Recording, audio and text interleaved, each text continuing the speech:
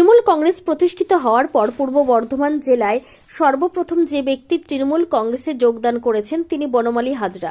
স্বভাবতই বনমালী হাজরা তৃণমূলের জন্য ভাববে, মা মমতা বন্দ্যোপাধ্যায়ের জন্য ভাববে, এটা স্বাভাবিক। সাংবাদিকদের মুখোমুখি হয়ে এমনই বললেন ভাতারের প্রাক্তন বিধায়ক বনমালী হাজরা। তিনি আরও বলেন, উন্নয়নের ক্ষেত্রে ভাতার ব্লক এই মুহূর্তে জেলার শ্রেষ্ঠ ব্লক হিসেবে চিহ্নিত হয়েছে, যার অংশীদার আমি চাই ভাতারের সার্বিক উন্নয়ন। যে কাজ ভাতারে এখনো অনেক বাকি রয়েছে, অবহেলিত গ্রামগুলিকে তুলে আনতে হবে।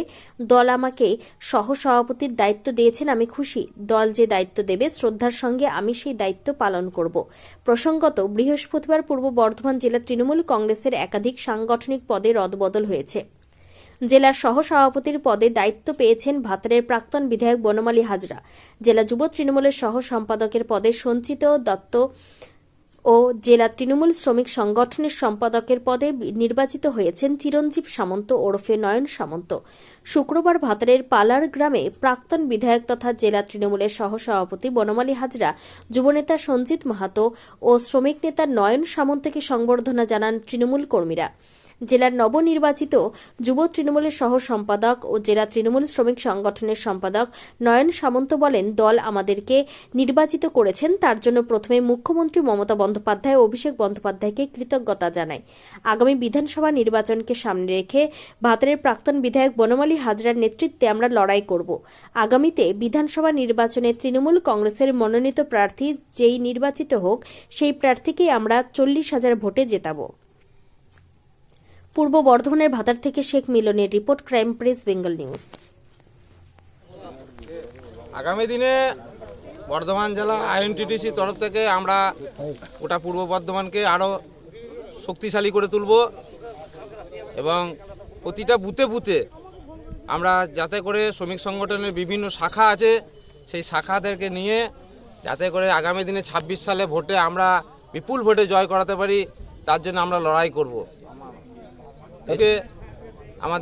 আমরা পেয়েছি আমাদের সহসভাপতি বনমালী হাজরা মহাশয়, আমরা পেয়েছি যুবর সঞ্জিত দত্ত, আমরা আরেক নেতা পেয়েছি সুভাষ মণ্ডল। সবাইকে নিয়ে আমরা যাতে করে ভাতারের শক্তিশালী সংগঠন আমরা তৈরি করতে পারি, তার জন্যে আরও আমরা সমস্ত ছেলেদেরকে নিয়ে আমরা ঐক্যবদ্ধভাবে লড়াই করব এবং এগিয়ে যাব। সামনেই তো নির্বাচন, কী হবে ভাতারের পরিস্থিতি আজকে যা আছে তার থেকে আগামী 26 সালে দ্বিগুণ শক্তি অর্জন করবে এবং আগামী দিনে আমাদের কর্মীরা লড়াইয়ের ময়দানে আরও জোরালোভাবে নামবে এবং প্রতিটা বুথে বুথে সংগঠিত করে তুলবে, যাতে করে কোনো রকমই বিরোধীরা জায়গা না পায়, পেশ না পায়। সেই দিকটা আমরা নজর রেখে সেইভাবে আমরা এগিয়ে চলব, হাতে হাত মিলিয়ে, কাঁধে কাঁধ মিলিয়ে, প্রতিটা কর্মীকে সাথে নিয়ে, সাধারণ মানুষের স্বার্থে, সাধারণ মানুষের মমতা ব্যানার্জি সাধারণ মানুষের সঙ্গে নিয়ে চলেছে, আমরাও সেইভাবে চলব যাতে করে শক্তিশালী হয় দল, সেটা আমাদেরকে নজর রেখে চলব।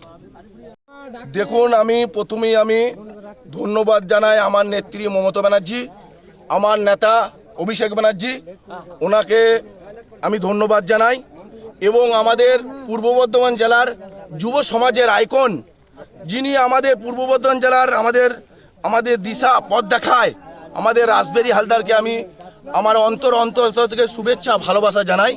আমি এর আগেও জেলায় যুবর পদে ছিলাম, এবারেও আমি যুবর দায়িত্ব দিয়েছে, দল আমাকে সুযোগ দিয়েছে কাজ করার জন্য। দল আমাকে যেইভাবে কাজ করাবে আমি মাথা পেতে দলে সেই হিসেবে কাজ আমি করব। আমার নেতা রাসবেরি হালদার মহাশয়, উনি আমাকে যেইভাবে গোটা জেলায় যেইভাবে আমাকে দায়িত্ব দেবে, যেভাবে কাজ করতে করবে দলের জন্য, আমি কিন্তু সেইভাবে আমি কাজ করব। আজকে আমাদের ভাতারের খুবই আজকে আনন্দের ব্যাপার, আমার শ্রদ্ধেয় নেতা বনমালী হাজরা মহাশয়কে আমার নেত্রী উনি যে পদ দিয়েছেন এবং আমাদের নয়ন সামন্তকে ওনাকেও পদ দেখিয়েছেন। জানেন যে দল ভাতার বনমালী হাজরা ছাড়া বিকল্প আর কিছু নেই। বনমালী হাজরা ভাতারে বনমালী হাজরা ছাড়া বিকল্প কিন্তু কোনো রাস্তা নেই। বনমালী হাজরা ভাতারকে তিলে তিলে করে তৈরি করেছে।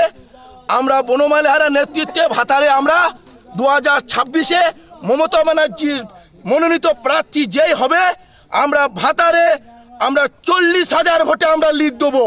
আমরা তৃণমূল কংগ্রেসের প্রার্থীকে আমি এখানে চ্যালেঞ্জ করে বলে গেলাম, আমার নেত্রী যাকে প্রার্থী করবে আমরা 40,000 ভোটে আমরা লিড দেবো।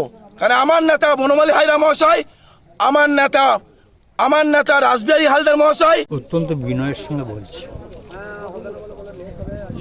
বর্ধমান জেলায় তৃণমূল কংগ্রেস প্রতিষ্ঠিত হওয়ার সঙ্গে সঙ্গে যে ব্যক্তি প্রথম তৃণমূলে যোগদান করে তার নাম বনমালী হাজরা।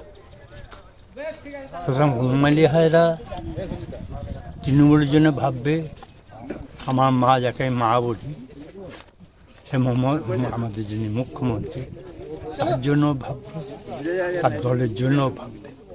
আগামী দিন চিন্তা ভাবনার মধ্যে যেটা যদি বলতে চান, ভাতার যেটা সার্বিক উন্নয়ন, এই সার্বিক উন্নয়নে অংশীদারে আমি চাই যে ভাতার শ্রেষ্ঠ বড় হিসেবে চিহ্নিত হয়েছে, তবুও ভাতার অনেক কিছু করার আছে।